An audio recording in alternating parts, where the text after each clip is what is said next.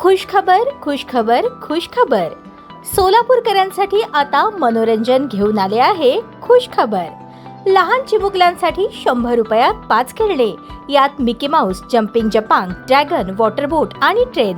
आपल्या लहान चिमुकल्यांसोबत आनंदोत्सव साजरा करा. आमचा पत्ता होम मैदान, पासपोर्ट कार्यालयासमोर, सोलापूर.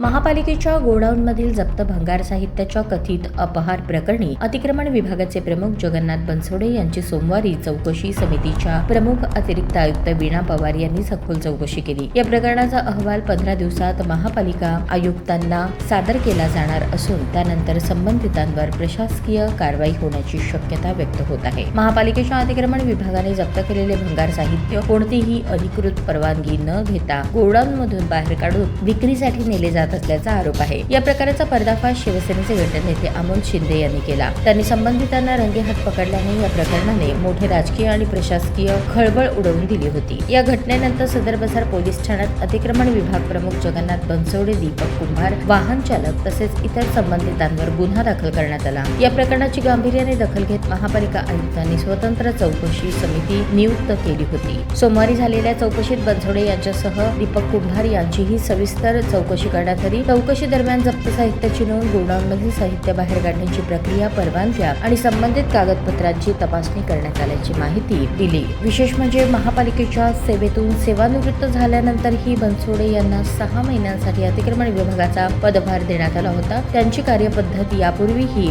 विविध तक्रारी प्राप्त झाल्याचे सांगितले जाते. अखेर भंगार साहित्य कथितरित्या बाहेर नेत असताना उघडकीस आलेल्या प्रकारामुळे त्यांच्यावरील संशय अधिक गडद झाला आहे. त्या चौकशी समितीचा अहवाल आयुक्तांकडे सादर झाल्यानंतर संबंधित अधिकाऱ्यांवर पदमुक्ती अथवा कठोर प्रशासकीय कारवाई होणार का याकडे महापालिका वर्तुळाचे लक्ष लागले आहे. ताज्या बातम्या पाहण्यासाठी प्राईम महाराष्ट्र न्यूज चॅनलला सबस्क्राईब करा.